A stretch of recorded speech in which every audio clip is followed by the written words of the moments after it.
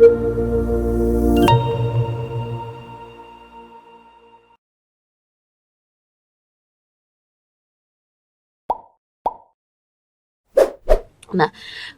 kita lanjut ke konsep dasar composting. Nah, kalau kita berbicara tentang composting, itu sebenarnya ada berbagai macam metode yang bisa diterapkan. Nah, di sini ya teman-teman bisa melakukan composting ya, bisa melakukan composting dari keranjang Takakura misalnya juga bisa gitu ya, dengan cara yang pertama menyiapkan bahan organiknya dulu, kemudian perbandingan hijau dan coklat, ukuran partikelnya, kadar kelembabannya, bagaimana aerasi, bagaimana suhu, waktu, pemeliharaan, hasil akhir dan penggunaannya, sehingga konsep dari ukuran atau perbandingan rasio-rasionya ini harus pas sehingga kompos yang kita hasilkan adalah yang maksimal ya. Teman-teman bisa lihat nih dari gambar sebelah kiri ada bentuk keranjang, kain hitam berpori, keranjang sampah plastik, lapisan kardus, bantal sekam, sampah organik, kompos jadi, dan bantal sekam bawah. Ini adalah berbagai metode yang dilakukan untuk membuat composting ya.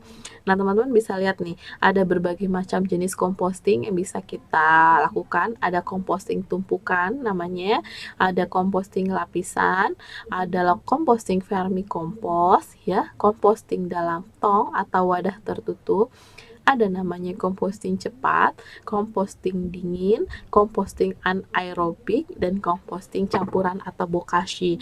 Nah, untuk mana composting yang paling efektif itu tergantung dari jenis bahan yang kita gunakan ya. Kemudian tergantung dari kelembaban, tergantung dari suhu, apapun jenis compostingnya itu sebenarnya sama saja, tapi tergantung dari yang tadi ya, bagaimana tempat tersebut bisa bermanfaat atau tersedia. Jadi tergantung dari jenis organik yang kita gunakan sebagainya. Nah, metode composting ya, yang pertama kita harus lihat pemilihan tempat. Jadi sebenarnya yang tadi composting yang tadi bisa digunakan apa saja, tapi faktor yang mempengaruhi yang pertama adalah kita harus pemilihan tempat. Yang kedua, pemilihan wadah komposternya seperti apa ya. Yang ketiga, bagaimana koleksi bahan organiknya, kemudian bagaimana pemotongan atau penghancuran bahan. Jadi harus dicacah dulu ya untuk bahan-bahannya. Kemudian dari segi layering ya, kelembaban, kemudian ada aerasi, ada monitoring, ada penyelesaian, dan yang terakhir kompos tersebut bisa digunakan. Sehingga kalau kita berbicara tentang komposter, faktor-faktor ini yang perlu diperhatikan. Jadi mau gunakan metode apa saja sebenarnya sama atau bisa, tapi yang perlu diperhatikan adalah kelembaban, layering gitu ya, aerasi, monitoring dan sebagainya. Hal-hal seperti itu. Ya, kemudian faktor yang mempengaruhi dari pengomposan, teman-teman bisa lihat di sini ya. Kita harus lihat ukuran bahannya. Jadi harus dicacah lebih kecil-kecil. Jadi jangan langsung plek semua ditaruh gitu ya. Ada ukuran bahan, ada komposisi bahannya. Nah, komposisi bahan itu juga diperhatikan bagaimana dalam membuat kompos. Kemudian ada organisme yang berperan, dan yang terakhir adalah kita harus melihat temperatur.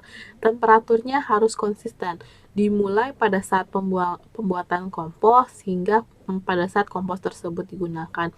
Sehingga semakin lembab suatu tempat, maka kompos yang dihasilkan juga semakin cepat gitu ya.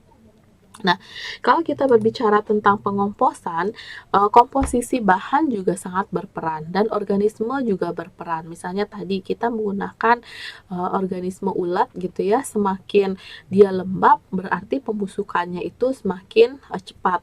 Sehingga kemudian temperatur juga mempengaruhi ya, temperaturnya juga harus dicek pada saat kita melakukan pengomposan.